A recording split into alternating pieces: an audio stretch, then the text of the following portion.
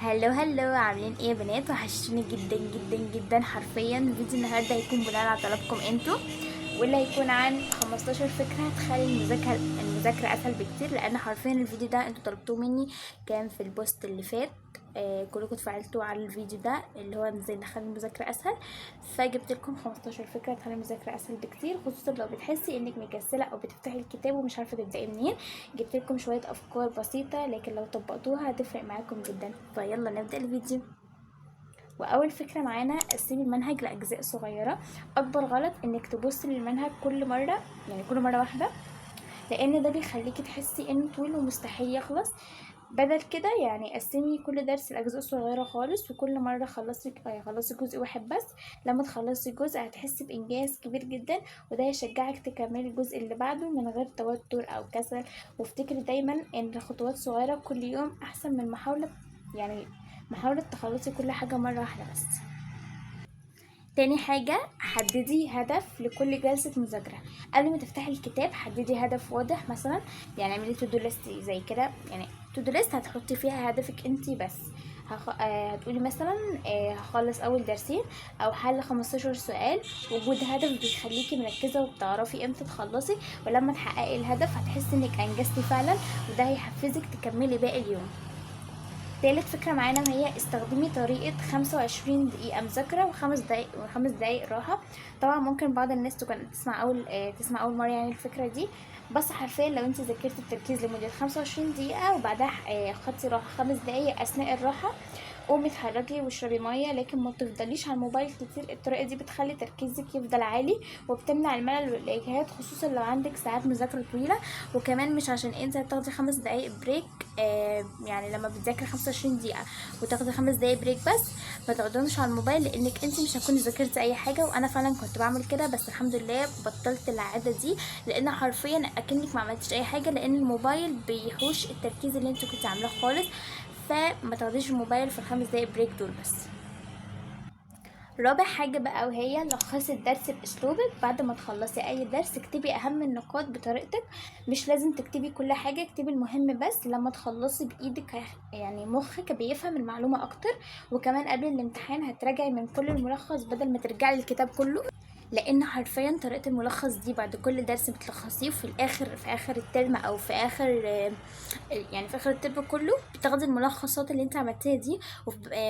لما بيجي بقى وقت الامتحان وكده بتراجعها على طول، ما بتاخدش منك وقتك. مش لازم تفتحي الكتاب كله وتحفظي صفحة في صفحة، لكن الملخص بيلخص لك الدرس كله، فمش لازم تفتحي الكتاب، تراجع من الملخص على طول وبس.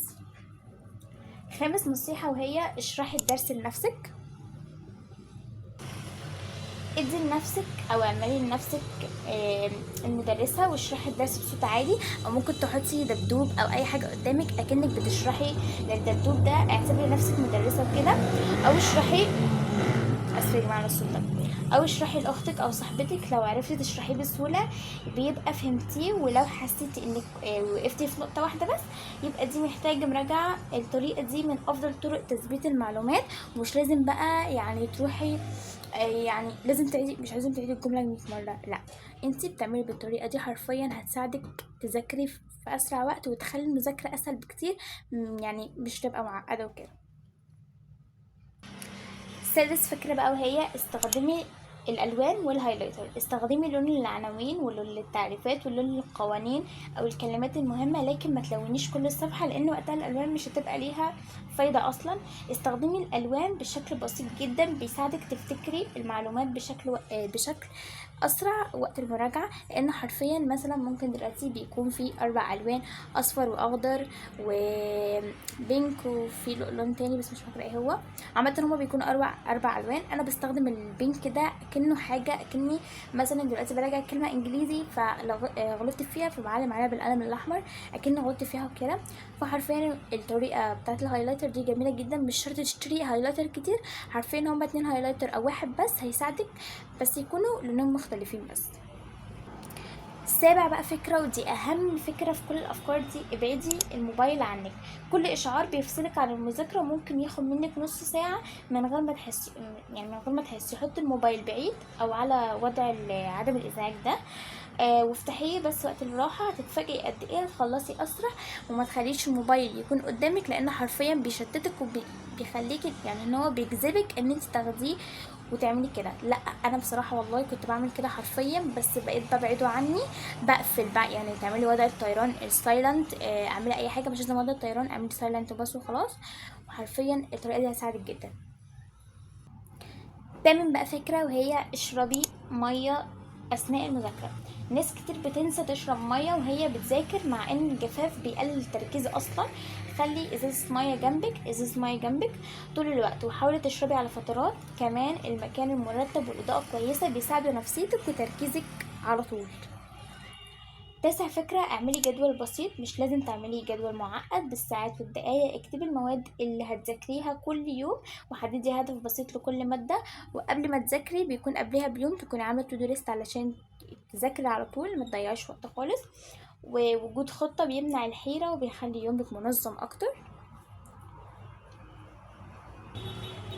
عاشر فكرة، وهي راجعي قبل ما تبدأي الجديد. قبل ما تبدأي درس جديد راجعي اللي هتذاكرتيه امبارح لمدة 10 دقايق. المراجعة اليومية بتثبت المعلومة وبتخليكي متحتاجيش تذاكري من أول وجديد قبل الامتحان. يعني مثلا دلوقتي انت هتبدأي في درس جديد، راجعي اللي قبليه. لأن حرفيا لو كل ما بتراجعي أكتر، كل ما انت تروحي رايحة الامتحان مش هتذاكري وقت أطول، هتذاكري وقت قليل، لأن الحاجات بتكون بس محتاجة ان انت تراجعي عليها. فدي حرفيا طريقة حلوة جدا. الفكرة اللي بعدها، حلي أسئلة بعد كل درس. القراءة لوحدها مش كفاية، بعد كل درس حلي أسئلة، لازم تطبقي على الأسئلة دي. حتى لو عددها قليل، بس الأسئلة هتوضح لك فهمك الحقيقي وهتعرفك على الأخطاء اللي محتاجة تصححيها بدري. الفكرة ال 12، كافئي نفسك بعد ما تخلصي هدفك. كافئي نفسك بحاجة بتحبيها، زي قطعة شوكولاتة أو 10 دقايق راحة أو مشاهدة فيديو قصير. يعني المكافأة بتخلي المذاكرة مرتبطة بإحساس حلو، وده بيشجعك تستمري. يعني هتحطي في دماغك ان انا هذاكر بعدها هكافئ نفسي. حرفيا الحتة دي حتة بسيطة خالص، بس حرفيا مهمة وحلوة جدا وبتشجعك اكتر مما انتي بتذاكري. المفروض اصلا كان في فكرة 13، بس بصراحة نسيت اقولها. الفكرة ال 14 واللي نفسي كل حد يفهمها، ما تقارنيش نفسك بحد. كل واحدة ليها ظروفها وطريقتها وسرعتها في المذاكرة. ما تبصيش لحد خلص قد ايه، بصي انت اتقدمتي قد ايه عن امبارح. اهم حاجة الاستمرار، لان التقدم الصغير كل يوم بيعمل نتيجة كبيرة مع الوقت. النصيحة ال 15 واللي هي الأخيرة، ذاكري في نفس الميعاد كل يوم.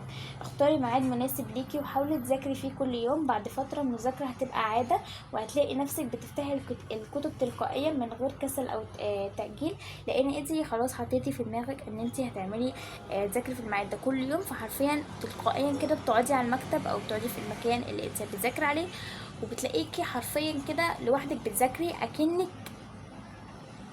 ماشي. فالاستمرار اهم بكتير من عدد ساعات المذاكرة في كل يوم واحد. وبس كده يا بنات، دي كانت 15 فكرة هتخلي المذاكرة اسهل وامتع. لو استفدتي من الفيديو ما تنسيش تعملي لايك وتحفظيه عندك عشان ترجعي لوقت المذاكرة، واكتبي لي في الكومنتات ايه اكتر فكرة عجبتك او ايه الطريقة اللي بتساعدكم، يعني بتساعدك تذاكري بيها. وبالتوفيق ليكم جميعا. وبس كده يا بنات، باي باي.